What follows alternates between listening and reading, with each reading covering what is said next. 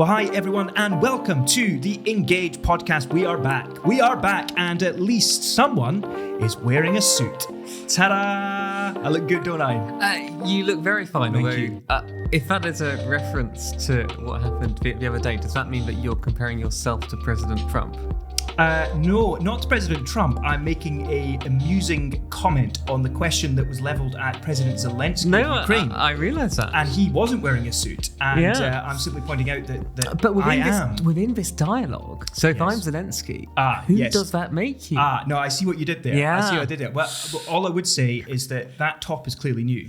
Am I right? I've not seen that one before. It's very smart. Is it new? No, it's not new. I'm just desperately trying to deflect from the fact that we've begun this podcast by comparing you to President Zelensky and me to President How the tables Donald have Trump. turned.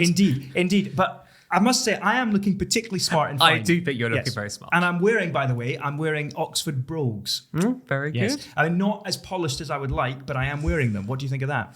I think you are turned out very smart. Thank you. What do you think of my shiny folder? It is also very smart. And when I walk around here and I'm carrying this under my arm with my notes inside, what does it make you think of? I could make a really inappropriate comment here. It makes it sound like you're overcompensating for something. Man, this podcast has started in a very, very odd place. No, can I just tell you a funny story? Please Is that do. all right? We'll move on to important things. But it's important that people see that we actually get on and we're not just two strangers who kind of come together for random podcasts. But so there was a time when so there was a very significant issue that had come up in Parliament, and there was an MP, a Christian MP, who was coordinating the response, and CARE was one of a number of organisations who were kind of helping. Yeah. So we were kind of having this big meeting in Parliament, and I was being brought in to advise on the media strategy, because at the time a lot of my job was involved directly with media relations. Not so much day to day anymore, because I don't know if you know, but this is a director's folder. So I kind of like sit above all that now. The sunny uplands. But anyway, I had to go into this meeting. And so I decided that what I would do is I would absolutely, I've been watching the thick of it. Oh, yeah. And Malcolm Tucker, who I was trying to model myself on, minus the swearing, he would carry a lot of papers with him, and it made him look really important. And I was quite envious of the fact that I didn't really have any papers to carry. So I filled my notebook with absolutely loads. I was printing anything off. I mean, terrible for the environment, forgive me. I was packed this notebook with like so many bits of paper that it looked really significant and weighty, and I was feeling really good. I went, of course, in Parliament, you have to go through security. Yeah. Well, that was fine. It wasn't like the paper was causing a security alarm, but what did was not a security alarm, but what did cause a bit of embarrassment was when, after I'd successfully navigated security and I then went to pick up my folder, the inevitable happened, and all the bits of paper cascaded all over the floor post the security. That's a bit of a nightmare. Everyone just stood and watched as I had to get down on my hands and knees to pick up all my bits of paper. So that's the story. Is it a good story? It's not a bad story. It's not my best. I once had a pretty dire experience getting through a security line, where I'd actually turned up to watch a court case, and again you have to go through security. Why? Because I was there to support someone. Right. Sorry. But I had to go. Gosh, I'm so sorry. Don't worry. I thought you just like rocked up to the Supreme Court for interest. No. I had to go through the security line. Forgive me. And I hadn't kind of gone through my bag in a very long time. And they were like taking all my stuff out. And there was like this tennis ball in there. Which you must have thought, what on earth has he brought a tennis ball to the court for? That is brilliant. It reminds me, one last story, and then but genuinely, this is even funnier. So I was flying down to England to call a ceilidh at my sister's brother-in-law and sister-in-law's wedding. I didn't know you called ceilidhs. Oh, I do. I could have called a ceilidh at your wedding, but you never asked. It's fine. And anyway, point is, I was flying down and I was wearing a suit because I was going to attend the service and the reception and call the ceilidh. And I was staying one night down there. So I decided I wanted to look like a businessman because I was wearing the suit on the plane and all that kind of stuff. Yeah. So I wanted to take my laptop bag. Yep. But I didn't want to bring my laptop because I didn't need my laptop and it was too heavy. So instead what I did was I packed into my laptop bag my change of clothes. So fresh socks, fresh boxers, for example. Well, the problem is that because they thought at the airport that this was a laptop bag, because it was, they made me open it. And so in front of my family and friends and other people who I never met and shall never meet again, I had to basically reveal that I was this was all about looking that the part. Is very funny. It was awful. Anyway, on this podcast, we don't just want to swap amusing quips and stories, although if you enjoyed them and would like more of them, then perhaps we could launch a parallel podcast to cover all the funny stories from our lives. We'll have to see how much of this makes it into the final edit. Oh, don't. You always threaten this, and I know for a fact that our producer is just going to let it all go in because it makes me look like a fool, and you come out looking like roses, and you're the intelligent one, and I'm just the funny foil. You're the straight one. I'm the funny one. It's so exasperating. But we do want to talk about some very significant issues on this podcast. And we're going to start where we must start, because it has been the story that has dominated the news for the last, week, maybe even longer. We should say that we're recording this on Wednesday the 5th. And the reason I'm saying that is because events are unfolding so quickly that by the time this is out, there might have been further developments. Yes. But why don't you explain where we've got to so far? Well, it all started because President Trump, who made a big deal of the fact during the election campaign that he could bring about peace between Russia and Ukraine, he's begun making moves in that direction. And what began with the Americans and the Russians meeting together in Saudi Arabia, minus the Ukrainians, led then to obviously a bit of a reaction, understandably, from President Zelensky and the Ukrainian team, and also then frantic diplomacy from European nations as well, as everyone was sort of struck by the fact that Trump was really sort of not engaging properly with Zelensky, not just not engaging, but also called him in one unguarded comment a dictator. I wrote the long read that week, so you can go to care.org.uk and you can read my comments on this. So calling Zelensky a dictator, but talking with Putin was where we started. I mean, maybe let's just pause there and say, everything's topsy-turvy. It's wrong to call President Zelensky a dictator. His rationale for doing so was, here's a guy who has declared martial law and there's not been any elections in Ukraine. That's how martial law works.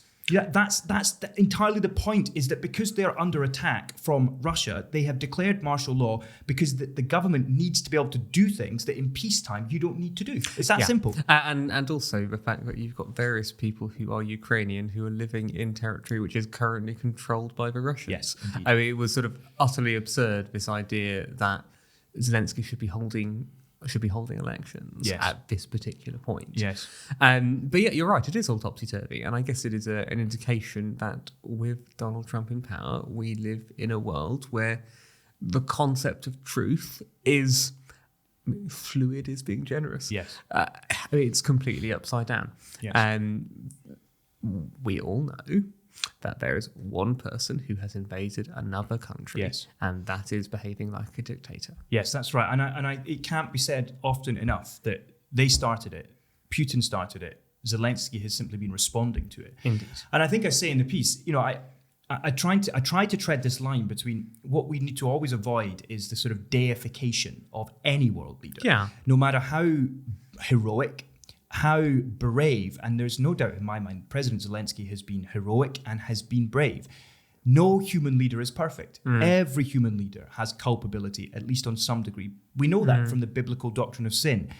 But in my piece, I also talk about the fact that biblically there's a category of the innocent. Yeah. And you can see this in the Old Testament law where there is explicit commands about, people being innocent of crimes. It's actually a very simple concept. It's the idea. It's not denying original sin. It's not denying the doctrine of total depravity. It's simply saying that there are crimes that people commit and there's a victim of those crimes. Okay, so in this situation, who's the victim? It's the Ukrainian people led by President Zelensky. Who's the aggressor? Who's the perpetrator? It's the Russian army led by President Putin. That seems obvious. Completely. And it's interesting, and I know we will get to the press conference shortly, but it was interesting in that press conference, Trump was sort of like, I don't want to speak negatively of Putin because I've got to talk to both sides, I've got to make a deal kind of thing. But he's happy to talk negatively about Zelensky. Well, yes, there's a hypocrisy in that. But also from a point of speaking truth. Do you remember how sort of Tim Keller sometimes used to get criticised for the idea of like a kind of third way or a middle way? Yes. And I guess his point was always sort of like, well, there's things to critique in everyone, and there's things to affirm in things, and that is in itself probably quite a helpful approach, I think, to lots of legislative issues. Where it tends to fall down a little bit more is sometimes there are things which are quite black and white. Yes. And the idea of there sort of being a middle way, yes. which is the kind of idea which, from a very different standpoint, Trump has kind of been putting forward. There's a middle way between a Zelensky angle and a Putin angle. It ends up obscuring what the reality is, which is there is one side which is quite clearly in the wrong. Yes, and I'm not sure that. So there's two things to say, I think, in response. One is, I think that within the context of this war, and probably arguably within the context of most wars, there are things where you can be black and white. Yeah, so when I it agree. comes to who's the perpetrator, Russia, who's the victim, the Ukrainians, when it comes to every single iota of detail about conduct in the war, then you might be able to take a more black and white position. So you might be able to make a broad statement, let's say going back to World War II. Generally speaking, the Allies treated German prisoners of war far better than the Germans treated. But even within that, there were German prisoner of war camps where people were treated fine. It wasn't as awful as some of the concentration camps, even though it wasn't maybe as humanely as they should have been treated.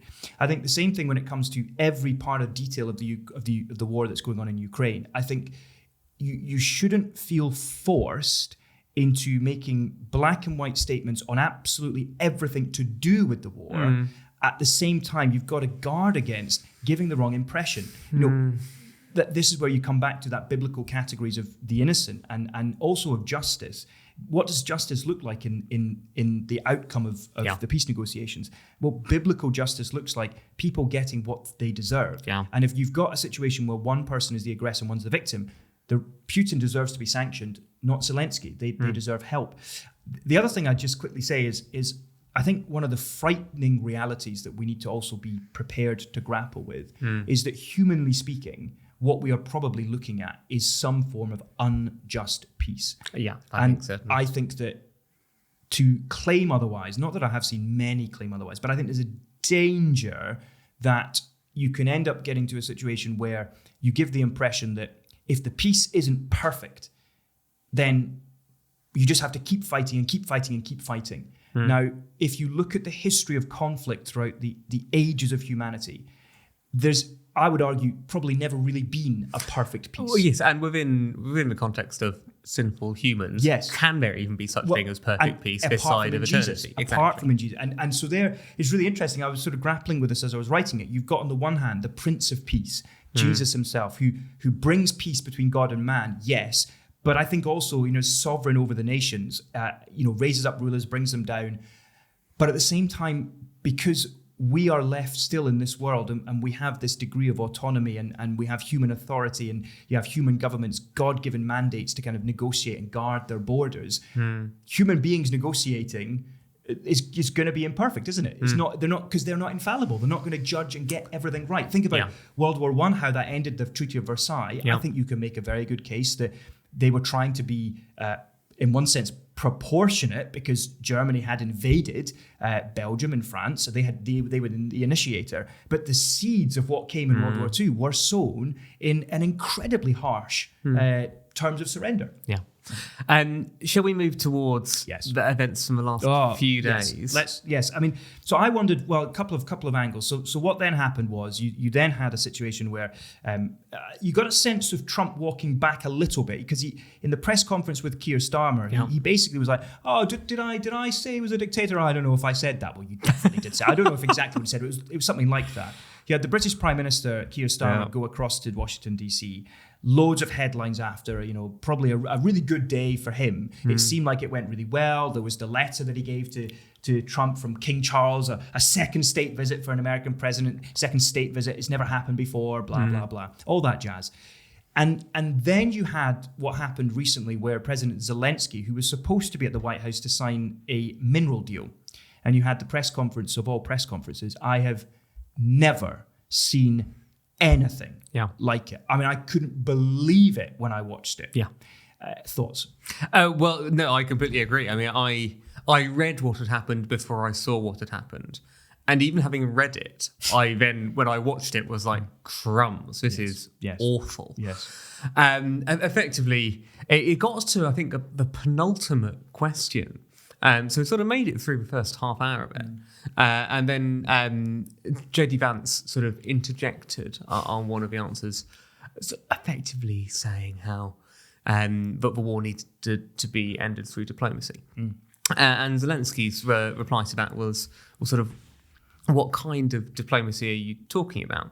Because Russia has invaded Crimea in 2014, and we tried diplomacy with sort of French and German sort of investment in the future of Ukraine, and through, I think it was through a gas pipeline. Yes. And that didn't deter Putin.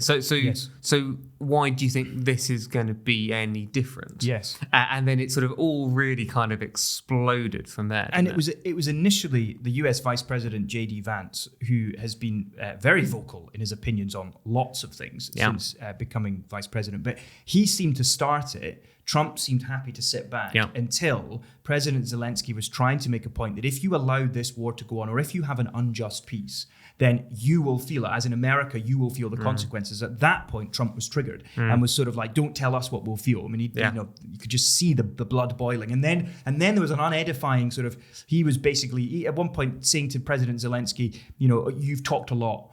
I mean, talk about pot calling the kettle black. I mean, crying out loud. But so here's my question. Yeah. Okay. So the media are up in arms. This is awful. And I mean, it is awful. That section of dialogue between world leaders was unedifying. It was the very opposite of something we talk about a lot, which is truth and grace. Yeah. Here's my provocative question. Go on, provoke me. So I watched the BBC's clip, which was the 5 minutes of real aggro.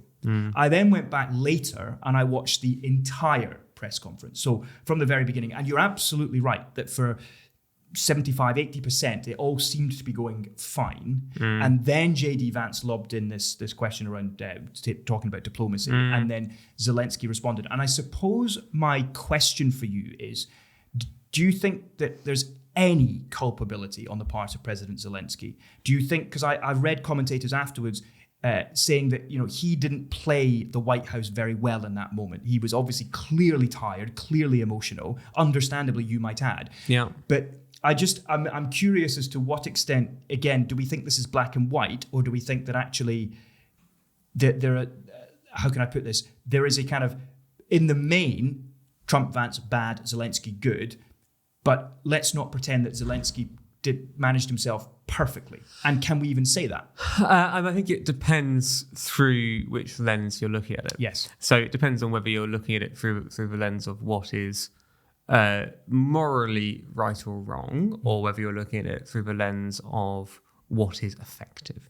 And I think where Keir Starmer played Trump very well was he was not afraid to flatter his ego. So you've already mentioned the state visit. Yes. But effectively that was sort of what he was doing, wasn't it? It was. He did push back at one point, didn't he? He did correct Trump, like Macron had corrected Trump. Yeah, Macron did very well. And Starmer did the same, because Trump said that the Europeans have just given all this they've been paid back. And Starmer was like, well, actually, 60% of what we've given is a gift. Yeah, completely. Yeah. But by and large, I think Starmer was more kind of softly willing to butter him up, whereas Zelensky is not really kind of thinking like that. He's thinking, look, I need more aid for my people. Yes. And so in that sense, I suspect Zelensky's approach was probably not the most effective.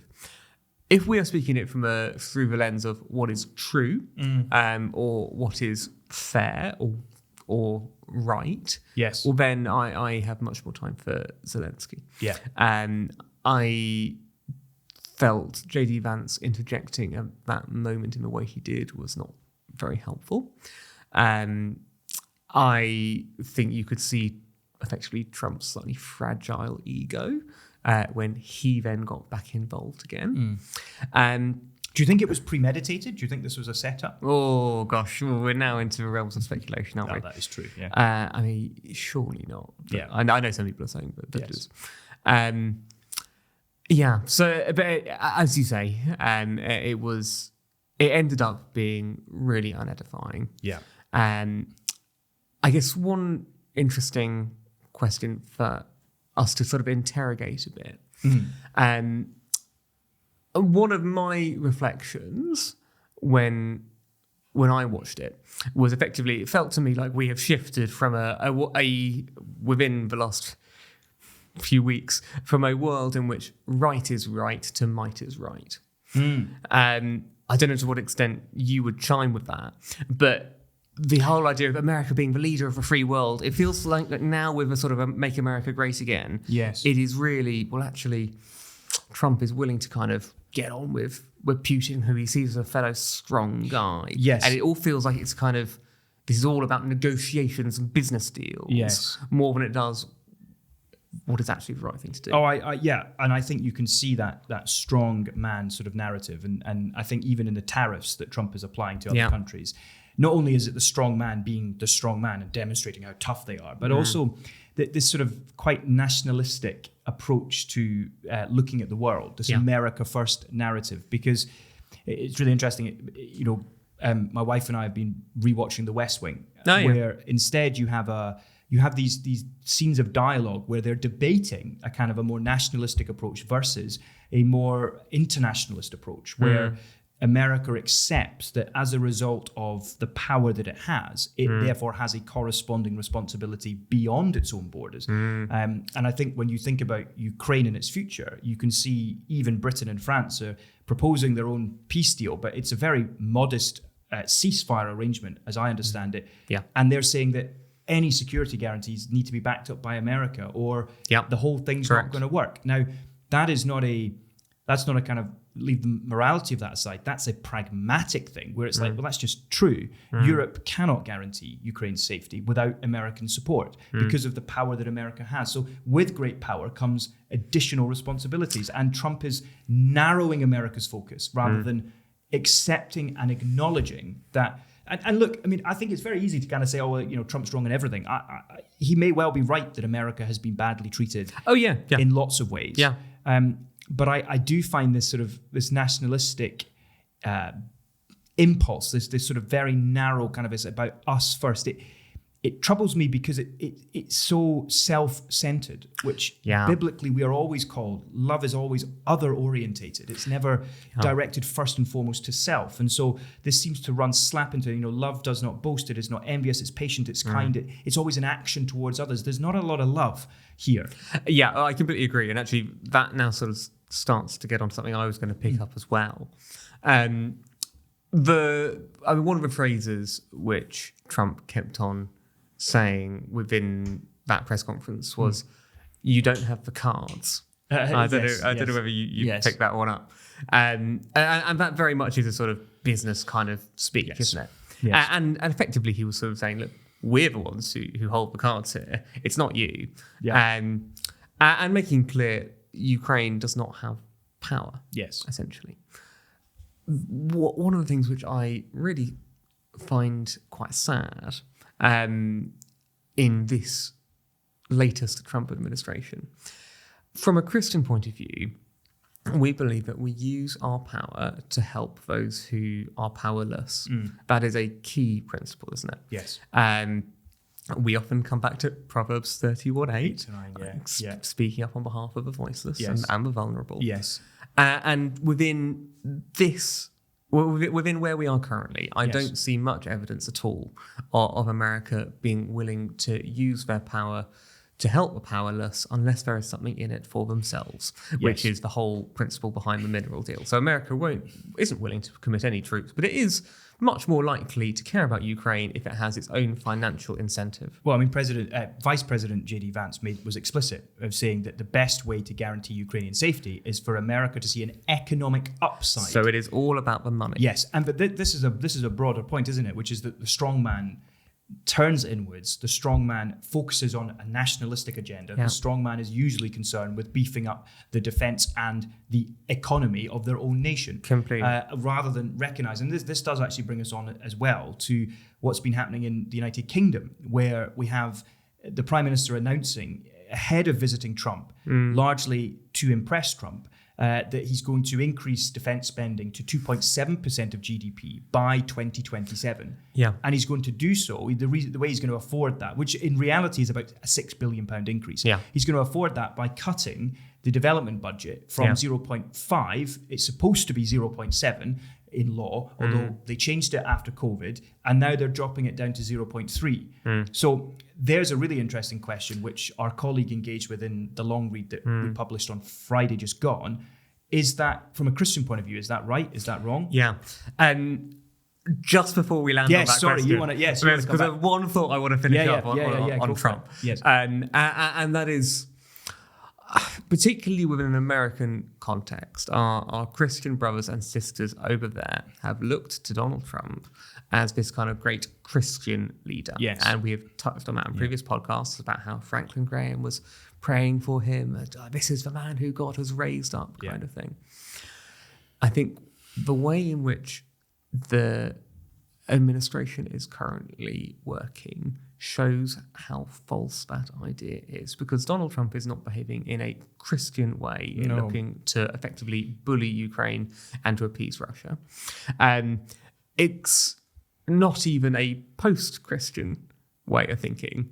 It is almost like a pre-Christian world we've gone back to. So if you go back to the ancient empires, so before Jesus has come, they behave on a might is right basis. Yes. And that is the way America is behaving here. It is not about what is right or good and protecting the vulnerable. It is about what benefits me. Yes. And so what Donald Trump is resembling is not the way of Jesus. No. It is the way of Rome or the empires which came before It's the way of Sennacherib. It's the way of Nebuchadnezzar when he was bad. It's the way of King Cyrus when he was bad. It's the way of Nero. It's you can go even further back, can't you? It's the way of Pharaoh. Yeah. You know, a nationalistic, I don't want these people in my country any longer. But I did think that was important to raise, given the context around Trump and the strength of some evangelical feeling in his support. Yes.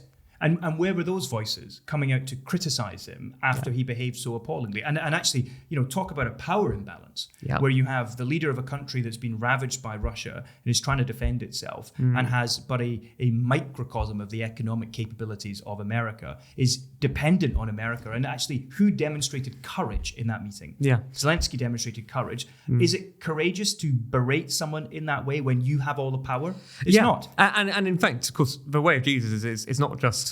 The way of Jesus is not just for those who are powerful to serve the powerless. No. It is to do it whilst actually sacrificing yourself. Yes, I mean, we see that supremely at the cross, where it's the ultimate act of self-sacrifice. Yeah. And of course, that's courage, that's love, that's, as you put it, the way of Jesus. So is it the way of Jesus to cut international aid in order to fund the defense of the nation? Oh, gosh, this has been another kind of controversial topic actually for a few weeks, isn't it? Because even before the UK took forward its proposals to increase the defence spending by slashing our international aid. America had been going through some of these conversations of its own. So there was the Doge. Well, absolutely, but the dramatic announcement effectively to cut back on USAID, that's America's International Development Fund. But Peter, don't you understand that they did an audit of what the federal government in America was spending, and they discovered that they had been spending $8 million to try to create transgender mice? Did you hear that in Trump's... I did. No, this is absolutely true. It is. And in fact, Trump cited a number of terrifying examples, completely, including the LGBTQI, diversity and inclusion agenda, all this federal money going towards that. Yeah. So Christians surely can get behind slash that. Well, indeed. So here, I guess here it gets to an interesting question, doesn't it? I didn't even know mice were biological. Sorry. I thought they were all transgender anyway. Sorry, Peter. I guess deliberately trying to put you off your stride. Don't worry. This is one of the interesting questions when you have any institution, because we recognise, don't we, that all our institutions are corrupted in some sense by the fall, because as humans we're all corrupted by the fall. And so you could actually have the best aid programme in the world and it would still not operate perfectly. Now the thing with, I guess, initially USAID and then latterly our conversations around international development from the UK budget, it has done a lot of really, really good things. So USAID was fundamental in sort of helping to rebuild Haiti after the earthquake in 2010. It has been majorly important in the fight against HIV. Yeah. It is being used in some parts of the world to kind of pursue sort of more sustainable living. Yes. So there are lots of really good things which it does. Of course, within any large organisation, things will not operate perfectly. No. And so there will be things which we disagree with. So the question then is it a better approach to completely demolish the institution, or is it a better approach to reform the institution? Now, the Trump administration has taken the former approach. It's effectively saying, as an institution, this is not even worth saving because it's so wrong and corrupt. Yeah. I think what I would want to say is look at the good which this does, and also think about the responsibility. Again, we've come back to that word. The responsibility, particularly from a Christian point of view, which we have to those who are poor or in need. I think that you can, as a Christian, you can say that it is both right that we spend a proportion of our GDP to help other struggling nations. It is an act of sacrificial generosity to do so. That doesn't mean that you have to therefore oppose every cut that gets made to the international budget, because we also believe that one of the first duties of government is to protect its citizens. So Genesis 9:6 gives us a principle around justice that, if man takes man's blood, then by man shall his blood be taken. And from that, we can extrapolate out that who would have been carrying that command out? Well, it's not individual vigilante justice. Clearly envisioned there was, as humanity grows, institutions would be set up. And this is a kind of fundamental text that's saying, you have a responsibility to uphold justice and you have a responsibility to protect life. And so defense would fall under that category in my book, where you're saying the government has a duty to spend money on defense. And so we're in this unique situation where I think the world is becoming more dangerous, more fragmented. And it would therefore be a dereliction of duty if the government wasn't to spend more money, especially in the context where we have been sacrificial and we have given stockpiles of our own ammunitions to help the Ukrainians, which was a right and good thing to do. But someone needs to pay for replenishing that. And someone does need to think about, how do we in the UK respond to the possibility of threats? And in this instance, I think Starmer has also taken a pragmatic decision. Where else are you going to cut? Now, this is interesting. So where else could you cut? Well, they already want to cut billions in the welfare budget. That's the stories that's doing the rounds now. That's going to cause a massive hubbubaloo. But also, they could cut, for example, from the NHS budget, which is quite bloated and, you could argue isn't very efficient. If they did that, you'd get a huge outcry, understandably, because the NHS is already struggling. So now you're in a situation where it is easier to cut from money that voters in this country don't feel. But does that make it morally the right thing to do? And I guess within this, we start to enter an interesting debate, which, to go full circle, was raised by J.D. Vance. Order of loves. Indeed. Well, if you read our colleague Tom Kendall's piece, I thought it was a very interesting bit where he talked about the fact that, there are verses that point to an ordering of love. So Galatians 6:10, do good to all, especially to those in a household of faith. Completely. But certainly from a Christian point of view. My priority is to love my wife more than I love... Well, I nearly said you as a brother in Christ, but it's true. It is. It's absolutely true. If you threaten her, I'm going to protect her and going to take your life.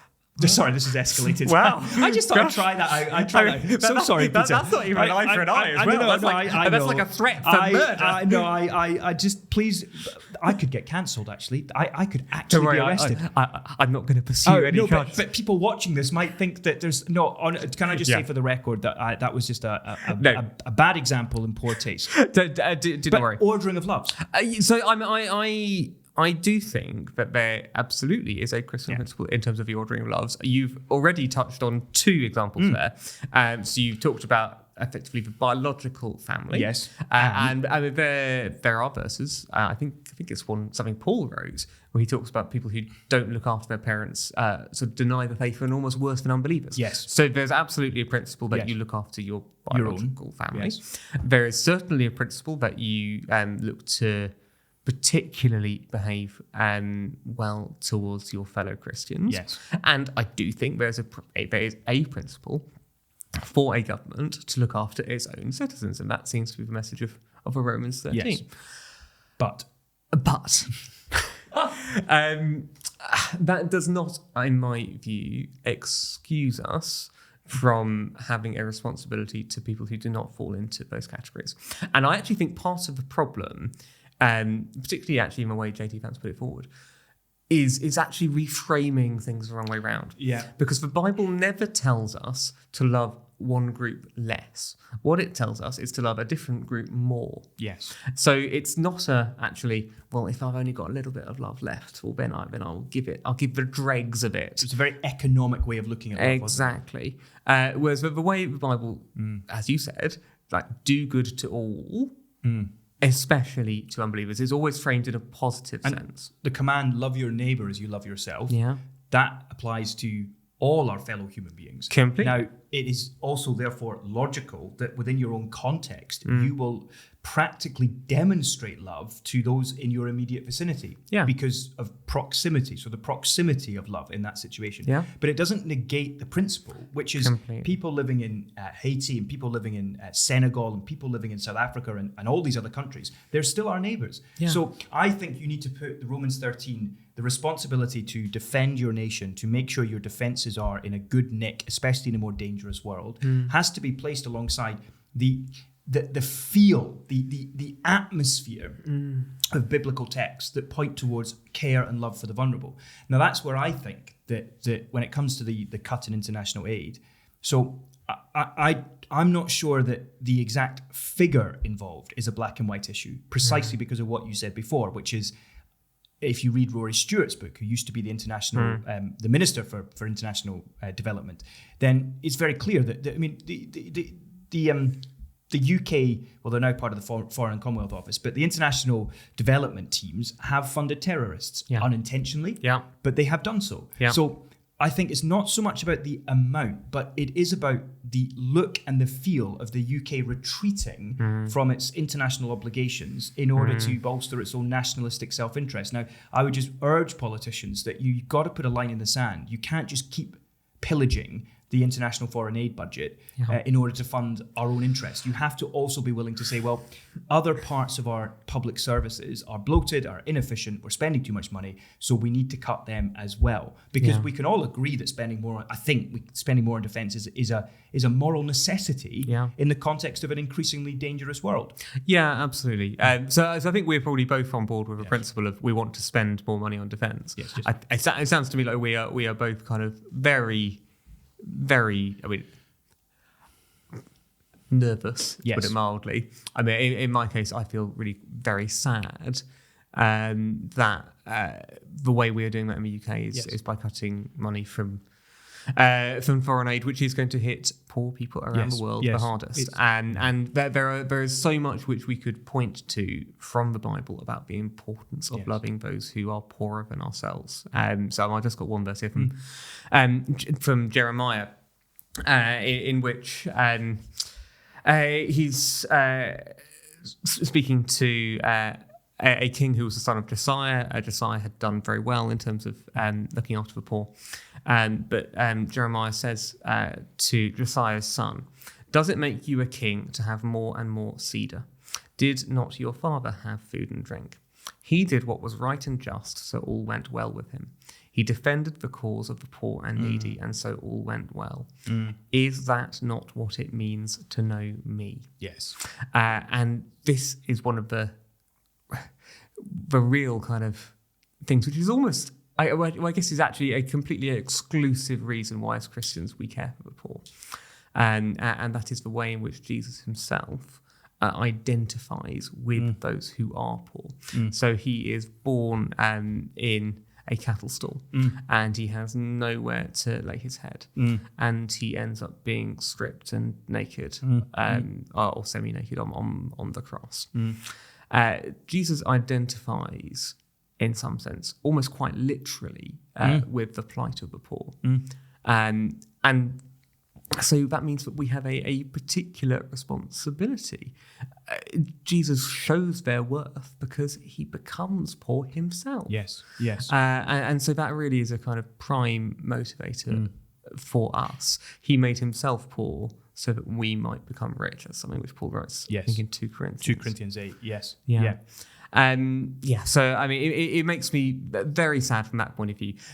The other angle on it, and this is moving away from sort of such kind of being quite so biblically rooted and more just geopolitically.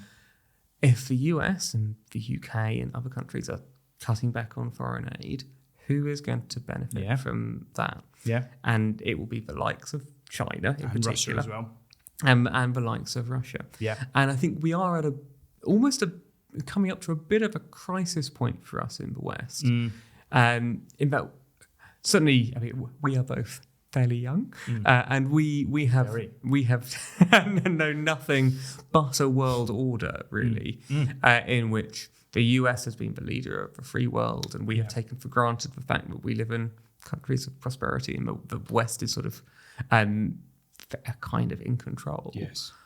There is no guarantee that it is always going to be like that. No. And if you have, as we do, sort of declining birth rates and an increasingly aging population, and you haven't invested enough money in defence, all the great empires of this world will have thought how comfortable they were until it came to a certain point when they weren't anymore. And it's interesting that, the BBC carrying a story that in China, the Chinese Communist Party has got a very significant address coming up, which is a sort of basically an end of business year kind of review, and then looking ahead to the next year. And the headline was that President Xi is going to look to exploit divisions in the West. Yeah. And so you're absolutely right. I also am, conscious that this is where certain biblical texts that for so much of our life might have just seemed a little bit strange and alien to us because they didn't seem to express what we experience, suddenly become more vivid, which is, even Psalm 2. Why do the nations rage? Why do the kingdoms plot in vain? And the whole tension, the contested reign of Christ and the opposition from earthly rulers. But also, you suddenly realize the power of 1 Timothy 2, pray for those in authority, that we might lead quiet, peaceful lives in all godliness because it pleases God our Savior. And so there clearly is a need, to pray for all earthly rulers, especially in light of this sort of geopolitical moment that we're traveling through. And thank goodness there are resources within the Bible that can really help us not panic, not stress out in a wrong way, because actually we look to the Bible and we realize how much of it God's people lived in the shadow of mighty empires. You think of Israel in the Old Testament. The Assyrians were this colossus coming down from the north, is how the prophets would talk about it. Well, that's absolutely what then happened. Yeah. You know what I mean? So I think there are these texts that can come alive to us now. Completely. And I think there is a real warning, actually, for us in that we always like to assume that, and I kind of get it, we like to assume that we are the good guys.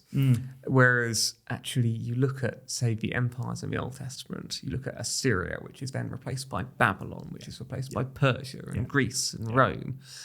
All of them would have thought that they were unassailable. And where are they now? Exactly. Yeah. They are in the dust. I mean, one of the texts which I have in mind, and I am not saying that America is like this, but I am saying that there is a danger that we could not ever think we could be in this position. You remember in Babylon, the night before the city falls, Belshazzar's feast, and the hand is on the wall, and it was sort of writes that you have been weighed and you have been found wanting. I do worry, even if it is not now, that we are sowing the seeds for 100 years' time for effectively a similar sort of thing to befall the West. Yeah. Because we haven't taken seriously our responsibilities to the world, and actually particularly to the developing world. I mean, I guess even more basic than that, it is a repeated principle in the Bible that pride comes before a fall. God opposes the proud, but gives grace to the humble. So where is the evidence in the face of these mighty empires and this changing geopolitical landscape? Where's the evidence of humility? Because what I see a lot of world leaders all puffing their chests out and going, we're going to spend more and we're not going to let anyone down and we're going to accomplish all of our goals and it's going to be brilliant and we're the best. And actually, I also think that in the West, we have these values that we have attributed to the genius of human brilliance and secularism and humanism and the power of the Enlightenment to come up with virtues. And yet actually we know that you can trace the values of equality and of dignity, that ultimately you trace them back to our Christian roots, the Christian influence in our nation. And again, you see this sort of this way in which we've proudly held ourselves up as the shining light to the rest of the world. And in some senses we are. But there are many, many areas, the way that we treat older people, the way that we treat family life, the way that we've denigrated marriage and undermined it, the way that we've allowed so many abortions to happen. And all of these things are seen as examples of how good we are, of how progressive we are, yet all of them are not only contrary to God's word, but actually undermine human flourishing. And so you've got this situation where we really have no right to stand up and point to ourselves in every respect. I mean, we might be able to, as I say, in some, but we've got to do it with humility, because for everything that we might have got right, there's plenty we've got wrong, and other nations can teach us a lot about loving your neighbor and caring for your family and completely respecting older people, as just some examples. So again, I think of those terrifying verses. God opposes the proud. Imagine God opposing the West because we've become so proud. And that is not us. That's not either of us looking to say that the West is lost, is forever. It's gone completely. Join the ark. This is not like Join the ark. Come on, Peter, you've got to jump in the ark. This is not like the sort of Liz Truss book. You've got 10 years to save the West, or whatever she called it. Yes. Which did make me laugh about how she was the shining authority on such a subject. But it is us saying, and to go back to somewhere where we were earlier, there is good and there is evil in each of us. Yes. And we cannot just assume that we are the goodies. No. And it's as simple as that. Yes, on something like Russia and Ukraine, it is simple. Yes. But we are getting plenty of things wrong too. Yes, and right. something like the international development conversation is part of that. Feels like that is part of that. Yeah. Well, I imagine we'll be revisiting this issue perhaps in many future podcasts. Oh gosh, I mean, Trump gives no shortage of material. That is true. Us, we've had to write multiple long reads simply because he has an uncanny ability to dominate the news agenda. I know. I don't want to be writing about Trump every week. Yeah, completely agree. Well, we will be back very shortly because we want to keep doing these podcasts. Absolutely. We've been so encouraged 2025 at the level of engagement with the podcasts that we've been putting out. Thank you as well to those of you who comment underneath the YouTube videos. It is encouraging. We do read what you say. And when you leave encouraging comments, we're thrilled. When you don't, we're untouched by it. No, I'm kidding. But any feedback, positive things you'd like us to discuss, get in contact, comment, reach out to us. You can always contact us via social media if you can find us. Contact us by any means that you like, and we will factor that in because we love hearing from you. Make sure you subscribe as well to our YouTube channel. Follow us on every available channel. Our Instagram channel just passed 5,000 followers, isn't that right? It did. For the first time ever. Yeah. So here is Trajectory 2025 #growth. Would you agree? Yes, I would. Very exciting. We'll be back very, very shortly with another Engage podcast. But until then, Peter, goodbye. Good to see you.